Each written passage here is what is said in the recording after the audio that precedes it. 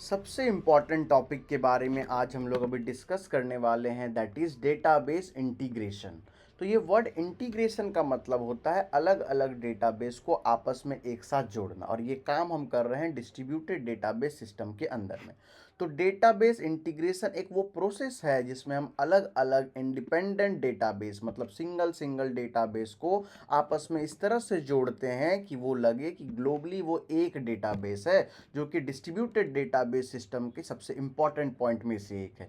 क्योंकि डिस्ट्रीब्यूटेड के अंदर में अलग अलग डेटाबेस को ग्लोबली इस तरह से एक बनाया जाता है कि वो आपस में देखने में ऐसा प्रतीत हो कि वो सिंगल डेटाबेस है।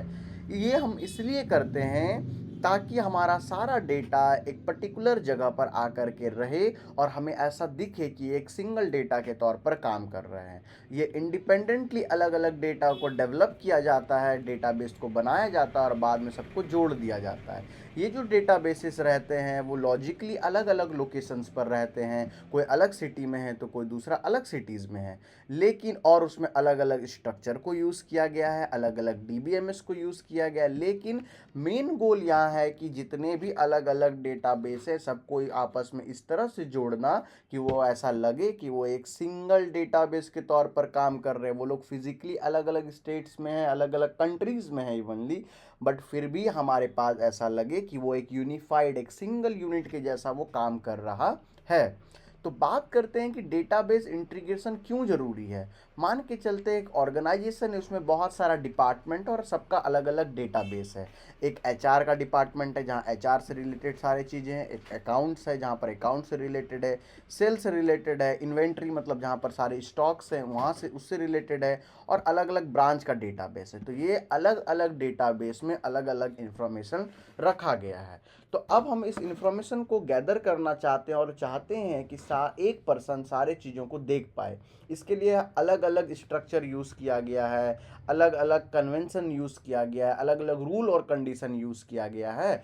तो अगर हम सारी चीज़ों को एक साथ मिला देंगे तो किसी भी तरह का रिडंडेंसी डुप्लीकेसी बार बार नहीं आएगा, और हमें ऐसा लगेगा कि ये एक सिंपल और बहुत ही इजी टू यूज़ हमारे लिए डेटाबेस बन करके आ गया है।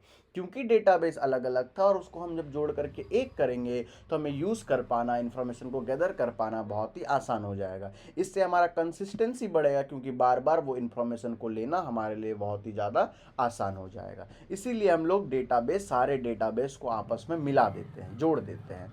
ये एक यूनिफाइड इंटरप्राइज वाइड व्यू मतलब यहाँ से एक एडमिन होगा, एक यूज़र होगा, सारी चीज़ों को एक ही पैनल पर एक ही जगह पर देख पाएगा। अगर हमारे पास अगर एचआर का अलग डेटाबेस है, अकाउंट का अलग डेटाबेस है, सेल्स का अलग डेटाबेस है, तो हर एक डेटाबेस को रीच करने के लिए हमें अलग अलग तरीके से जाना पड़ेगा। लेकिन अगर सब एक ही जगह पर गैदर हो जाएगा तो हमारे लिए देख पाना या यूज़र के लिए देख पाना बहुत ही आसान हो जाएगा।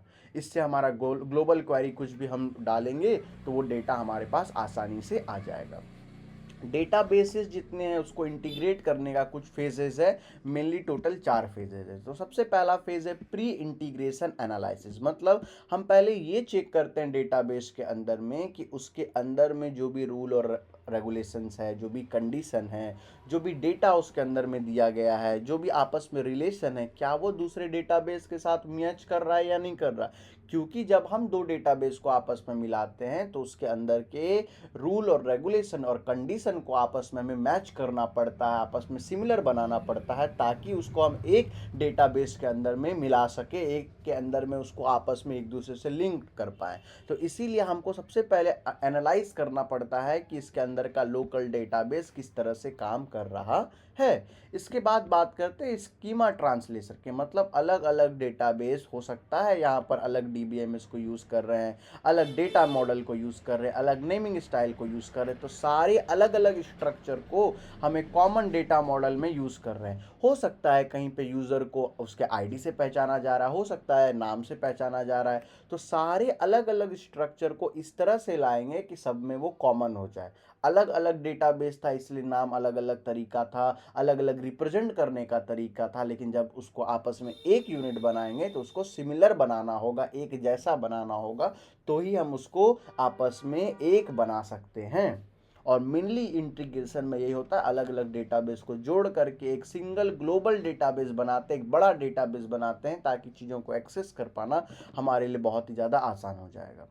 इसके बाद अगर हम लोग बात करते हैं कन्वर्टिंग हायरार्किकल नेटवर्क या ऑब्जेक्ट बेस्ड मॉडल एक रिलेशनल फॉर्म में बनाते हैं ताकि सारा डेटा आपस में इंटीग्रेट हो जाए।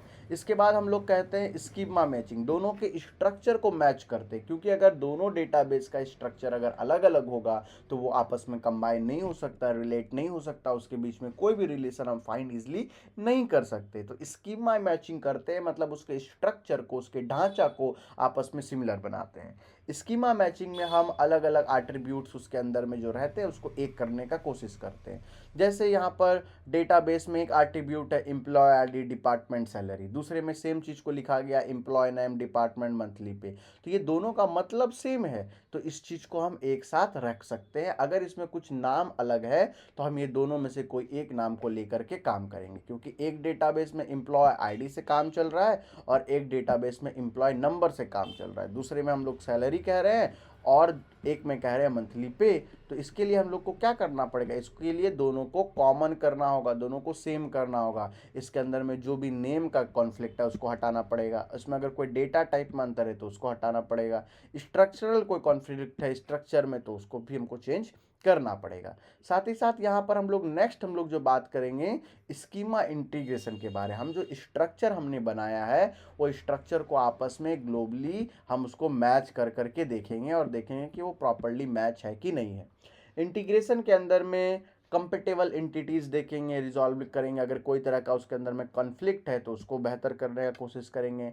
असाइन करेंगे कॉमन एट्रीब्यूट्स, नेम अगर उसके अंदर में कुछ है तो उसको प्रॉपरली ठीक करने का कोशिश करेंगे। कोई अगर डुप्लीकेट एट्रीब्यूट उसके अंदर में कुछ ऐसा एट्रीब्यूट्स है जो इसके अंदर में प्रॉपरली काम नहीं कर रहा है या कोई दिक्कत है तो उसको भी हम लोग चेंज करेंगे, ग्लोबली उसको की करेंगे और एक ऐसा प्रॉपर बनाएंगे कि हमारे अंदर में कंसिस्टेंसी रहे, मतलब हर वर्ड का एक प्रॉपर मीनिंग हो। और एक हम ग्लोबल कॉन्सेप्चुअल स्कीमा बनाएंगे, मतलब एक ग्लोबली एक पूरे डेटाबेस को जोड़ करके एक ग्लोबली मतलब एक बड़ा तरीके का डेटाबेस बनाएंगे जो आपस में अलग अलग जगह पर रहेगा लेकिन आपस में लिंक्ड रहेगा।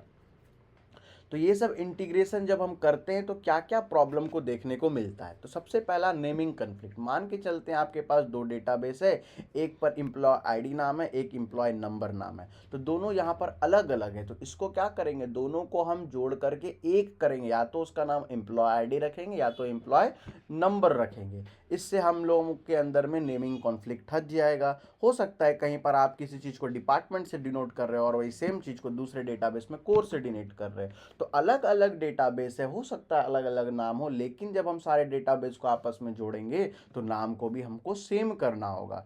स्ट्रक्चरल कॉन्फ्लिक्ट हो सकता है, मतलब कि एक स्कीमा के अंदर में अलग टेबल है, दूसरे के अंदर में अलग टेबल है, तो सारे को हमको एक जैसा का हो सकता है। किसी के अंदर में कोई चीज़ एक टेबल से दिखाया गया, मान के चलते नेम, तो नेम का बस एक टेबल हो या इन्फॉर्मेशन का एक टेबल हो, वही अगर दूसरे डेटाबेस में वो दो टेबल से दिखाया गया है, तो हमें ये दिमाग लगाना पड़ेगा कि हमको एक टेबल में उसको रखना है या मल्टीपल फील्ड्स में रखना है। कहने का मतलब ये है कि हम कुछ भी अलग अलग अगर किया हुआ है तो उसको हम सिमिलर करने का कोशिश करेंगे ताकि वो आपस में एक साथ मिलकर के काम कर सके।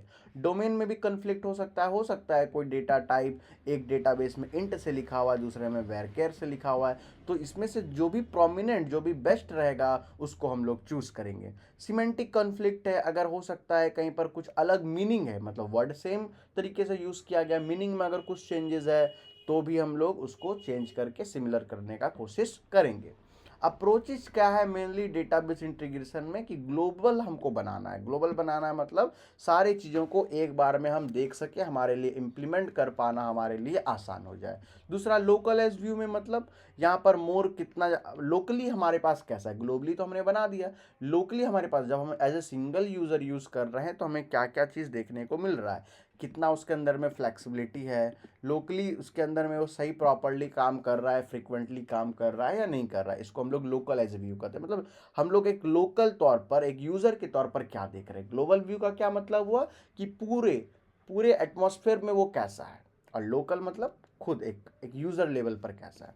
हाइब्रिड अप्रोच क्या है? कॉम्बिनेशन है जीएवी प्लस एलएबी का, मतलब ग्लोबल और लोकल दोनों का कॉम्बिनेशन है हाइब्रिड अप्रोच। ये कॉम्प्लेक्स और लार्ज इंटीग्रेशन इन्वायरमेंट के लिए यूज होता है। तो डेटाबेस को हम लोग इंटीग्रेट ही क्यों कर रहे हैं? तो डिस्ट्रीब्यूटेड डेटाबेस के अंदर में डेटाबेस अलग अलग जगह पर रहता है, अगर आपस में इसको नहीं मिलाएंगे तो हम एक इन्फॉर्मेशन को दूसरे तक शेयर नहीं कर सकते हैं, ताकि हमारा कंसिस्टेंसी बढ़ पाए, कोई भी तरह का उसके अंदर में रिडेंडेंसी, किसी भी तरह का उसमें अंदर में डुप्लीकेसी, रेप्लिका ना रहे, डिसीजन लेना हमारे लिए आसान हो जाए। ग्लोबल क्वेरी रैम कुछ भी सर्च करे तो वो पूरे एरिया से हमें खोज करके दे दे, डेटा का क्वालिटी हमारा बढ़ जाएगा और डिस्ट्रीब्यूटेड डेटाबेस का डिज़ाइन भी बेहतर हो जाएगा। चैलेंजेस की अगर बात करें, क्या क्या चैलेंजेस आ सकता है, तो सिमेंटिक कॉन्फ्लिक्ट हो सकता है कि एक वर्ड आपने अलग डेटाबेस में कुछ और था, दूसरे में कुछ और है। स्ट्रक्चरल डिफरेंस आ सकता है, एक का स्ट्रक्चर अलग है दूसरे का अलग है, तो आपको सेम करना होगा। डेटा को आपको क्लीन करना होगा अगर उसमें कुछ अनवांटेड चीज़ है जो आपको ज़रूरत नहीं है। लोकल ऑटोनोमी रहे कि सारा जो डेटाबेस है वो आपस में भी इंडिपेंडेंट रहे, भले वो दूसरे के साथ मिल करके काम कर रहा है लेकिन लोकली वो आपस में इंडिपेंडेंट होकर के काम कर सके। इनिशियल डिज़ाइन बनाने में थोड़ा मेहनत होता है, इसके बाद इसके अंदर में अलग अलग हम लोग डीबीएमएस को यूज़ करते हैं, हाइड्रोजिनस रहता है, अलग अलग साइट्स को यूज़ करेंगे, अलग अलग डीबीएमएस को यूज़ करेंगे। सिंपल डायग्राम की बात करें तो यहाँ पर एक लोकल डेटाबेस था, यहाँ पर हमने सारे चीज़ों को उसके स्कीमा के मैच किया, उसके स्ट्रक्चर को मैच किया, स्ट्रक्चर को आपस में इंटीग्रेट किया और एक ग्लोबल स्कीमा बनाया। मतलब हमारे पास दो, कह सकते हैं कि डीबीएमएस था, दो डेटाबेस था, एक डेटाबेस यहाँ है, एक डेटाबेस यहाँ। इस दोनों डेटाबेस के सारे इन्फॉर्मेशन को एक जगह पर जमा करके एक स्ट्रक्चर का फॉर्मेशन किया और उस स्ट्रक्चर के फॉर्मेशन को एक स्ट्रक्चर बनाने के बाद उसको मिला करके एक बना दिया, जो हमारे लिए बन करके आया ग्लोबल स्कीमा। एक लाइन में अगर हम लोग समझे तो डेटाबेस इंटीग्रेशन एक वो तरीका है जिसमें अलग अलग डेटाबेस को आपस में जोड़ते हैं और एक इंडिपेंडेंट लोकल डेटाबेस बना करके तैयार करते हैं, ताकि इसके अंदर में किसी भी तरह का नाम का कोई डिफरेंस ना रहे, स्ट्रक्चर का डिफरेंस ना रहे और मीनिंग का डिफरेंस ना रहे। रिजॉल्विंग नेम का मतलब है नाम में कोई डिफरेंस ना रहे, स्ट्रक्चरल का मतलब है स्ट्रक्चर, ढांचा जो है, फ्रेमवर्क जो अलग अलग हो सकता है, या कोई मीनिंग में डिफरेंस ना आए, सीमेंटिंग कॉन्फ्लिक्ट ना हो। तो यही सिंपल बातें थी जो हमने अभी डिस्कस किया इंटीग्रिटी को लेकर के, कि हमने अलग अलग डेटाबेस जब बनाया तो आपस में जोड़ा क्यों। अगर ये बात आपको थोड़ा भी समझ में आया तो आप लाइक कीजिए, कमेंट कीजिए, साथ बने रहिए, क्योंकि और भी इम्पोर्टेंट टॉपिक्स और भी सब्जेक्ट्स के कंप्यूटर साइंस से रिलेटेड आते रहेंगे लगातार। और अपना जो भी आप राय है अपने कमेंट सेक्शन में दे सकते हैं। Thank you so much.